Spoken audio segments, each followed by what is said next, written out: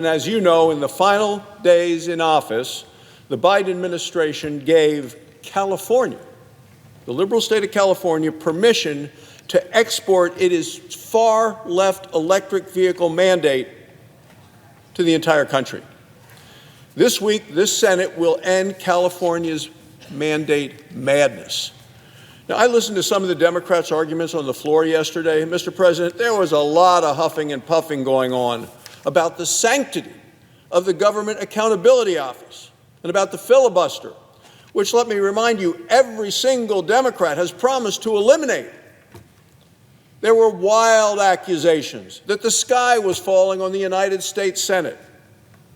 What nobody who tuned in heard is what these California rules would actually do to our country.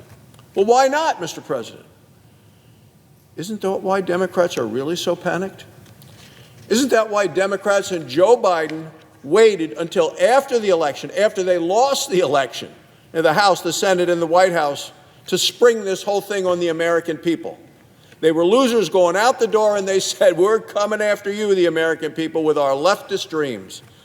Isn't that why they spent months coordinating this release with their allies at the GAO, so they could avoid, or at least try to avoid, Senate scrutiny under the Congressional Review Act?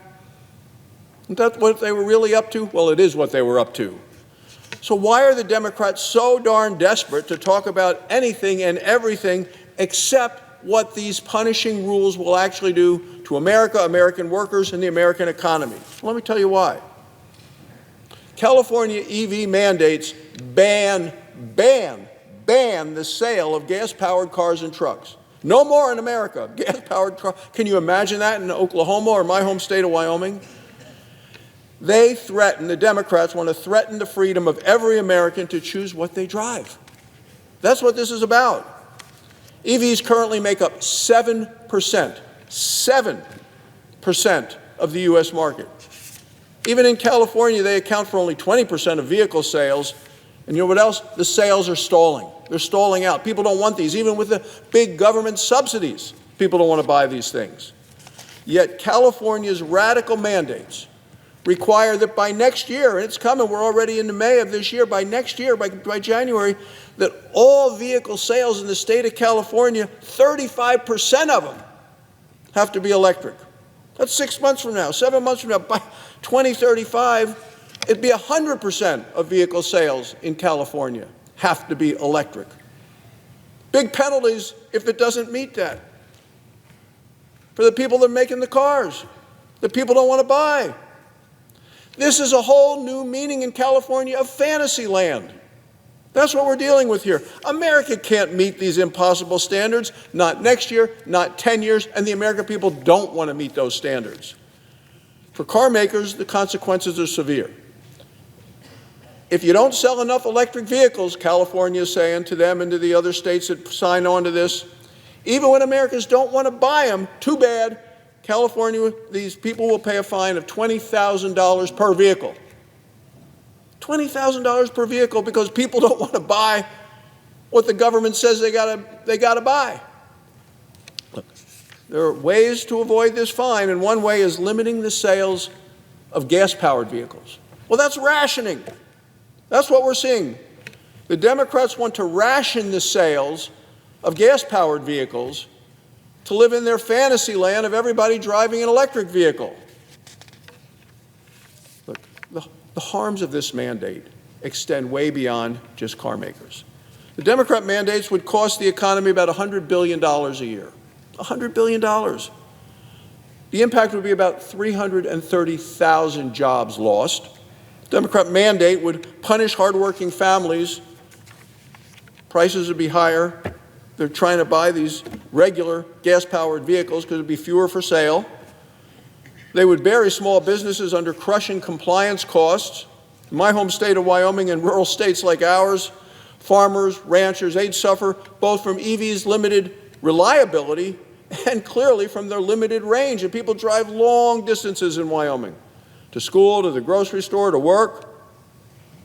Every American citizen would lose options, whether you live in California or not. So you have the California EV mandates, and the Democrats don't want to talk about that part of it. They're expensive, they're expansive, and they are economically destructive. They would hurt our economy, hurt our workers, hurt the pocketbooks and purses of Mr. and Mrs. America. This isn't just a California problem, it's a nationwide assault on gas-powered cars in America. The California mandates cover over 40% of all new cars in the country. They span 11 states, including big population states, New York, New Jersey, here in the District of Columbia. All of them signed on to California's radical attempt to set a new national standard. So it's not just a California standard, everyone's impacted. The California senators, the members of this body, they actually brag about this overreach of this mandate on EVs. The junior senator from California, he says he's, quote, very proud that his state's liberal agenda can control the country. How many members of this Senate, and certainly on this side there, want to share the pride of the California's liberal agenda controlling the country? The American public on Election Day rejected the liberal agenda of California, whether it comes to electric vehicles, whether it comes to open borders, whether it comes to sanctuary cities, a sanctuary state, their efforts to defund police. People have rejected all across the country the liberal agenda controlling our country. So Democrats have this delusional dream. They want to eliminate gas-powered vehicles. The rest of us, we live in the real world. And that's what we're doing here today. Because in the real world, gas-powered vehicles keep our farms running, keep our ranches going, keep our businesses thriving, keep our economy moving. The Congressional Review Act provides the Senate a swift and permanent solution. With a simple majority here in the Senate, Congress can kill these rules and ban similar ones forever. Not just the Senate, the House as well. And the fight goes beyond party lines because it's not just about Republicans or Democrats, it's about common sense. It's about control. The House of Representatives voted on this, Mr. President. They wanted to end these punishing California mandates. So how'd the vote go? Well, every Republican voted to kill the mandate, as you can imagine. 35 House Democrats voted to kill this mandate, including Democrats from the state of California, who realized just how impractical and expensive and impossible it would be to comply with what the Biden administration tried to force feed the American people after they lost the election, lost the presidency, lost the House, and lost the Senate. A New York Democrat who voted with the Republicans and with these 35 other Democrats said, out of touch with reality is what these California mandates are. Out of touch with reality. Even the junior senator from Michigan, a Democrat, campaigned and won an election in 2024 against EV mandates. Well, we'll see how she votes today on the floor of the Senate after she campaigned last year in Michigan against the EV mandates. Will she be against them today when we vote on this? Well, time will tell, Mr. President. She actually told voters, drive what you want. We'll see today if she really believes that, or she says, drive what you want, but you can only buy what I'm demanding that you buy, an electric vehicle. We will see in the vote today. Senate Democrats now want to force-feed electric vehicles to everyone in America. So Democrats are claiming the Congressional Review Act doesn't apply. They don't want to talk about the policy. They want to say, well, the Congressional Review Act shouldn't apply. These last-minute objections by Democrats are very flawed. What they're citing is a non-binding observation by the Government Accountability Office. An observation that said, for the first time in history, an agency-submitted rule wasn't a rule. That's what they're saying. The argument collapses under scrutiny. The Environmental Protection Agency submitted these rules as rules to Congress this year after being released by the Biden administration in his final days in office. That's a fact. No one disputes it. The Democrats don't dispute it. They know what happened. They know they're trying to sneak one through. They know it. Under the Congressional Review Act, that makes these rules subject to review. Period. End of story.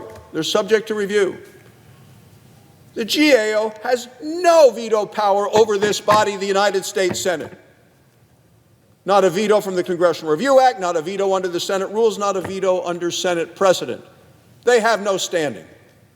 More troubling, the GAO's actions suggest bias, because left-wing bureaucrats at the GAO rushed a response in only 13 days to prop up the mandates.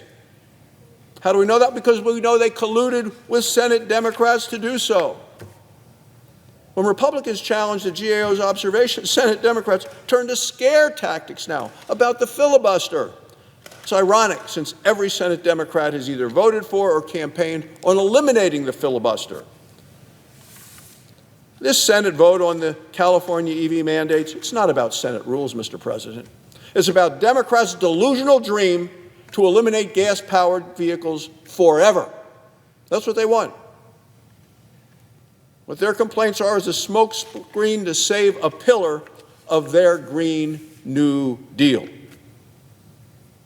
You know, years ago, Congress created a fast-track procedure. It was actually 1996. That's when the Congress passed the Congressional Review Act. This week, the Senate must decide, do we uphold our rights under the Congressional Review Act, or do we give the GAO a veto over Congressional Review Act now and forever? Our decision is going to shape the future of the Congressional Review Act. Americans have spoken. They have rejected EV mandates in November at the ballot box.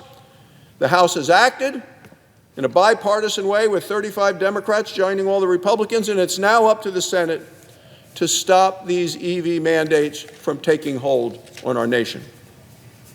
I want to thank my colleagues who led the effort. Chairman Shelley Moore Capito of West Virginia, Senator Deb Fischer of Nebraska, and Senator Mark Wayne Mullen of Oklahoma. Together, we're going to reject these far-left cheerleading for more regulations. We're going to protect consumers, we're going to protect affordability, and we're going to protect the authority of this institution. It's time to end this California mandate madness. Thank you, Mr. President. I yield the floor.